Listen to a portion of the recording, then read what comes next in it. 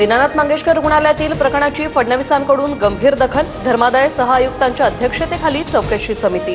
जे रुग्णालयाचे अधीक्षक, विधी आणि न्याय विभागाचे उपसचिव तसंच मुख्यमंत्री सचिवालयाचे प्रतिनिधी सदस्य असणार।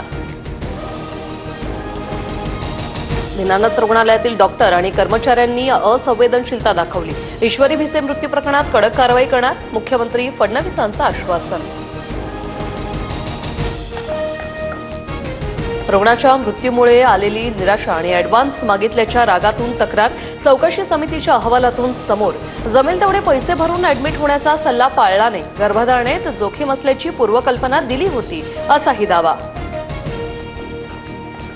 आम्ही काउंटरवर 3 लाखांची कॅश घेऊन उभे होतो। जमीन विकून पैसे देण्याचीही आमची तयारी होती, मात्र 10 लाख दिल्याशिवाय ॲडमिट करून घेणार नाही असं रुग्णालयाने स्पष्ट सांगितलं। भिसे कुटुंबाने चौकशी समितीचे आरोप फेटाळले।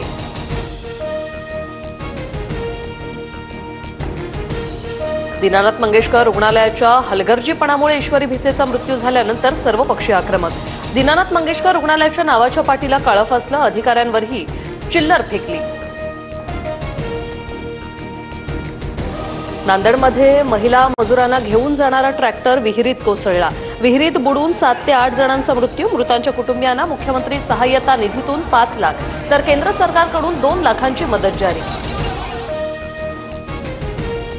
कल्याण डोंबिवली अंबरनाथमध्ये वादळी वाऱ्यासह रिमझिम पावसाची हजेरी। नागरिकांची धावपळ, सोसाट्याच्या वाऱ्यामुळे फलक कोसळण्याच्या घटना, रस्त्यांवरील वाहतुकीवर परिणाम। राज्यात अवकाळी पावसाची हजेरी। अवकाळीचा बुलढाण्यातील 166 गावांना फटका। हिंगोलीत पपईच्या पिकांचं नुकसान तर भंडाऱ्यात वीज पडून दोघांचा मृत्यू। कुत्रा भुंकतो या रागातून अकोल्यात माथेफिरूने 25 कुत्र्यांना विषारी औषध देऊन मारलं। मोकाट कुत्र्यांसह पाळीव कुत्र्यांचाही मृत्यू। सिव्हिल लाईन पोलीस ठाण्यात तक्रार दाखल।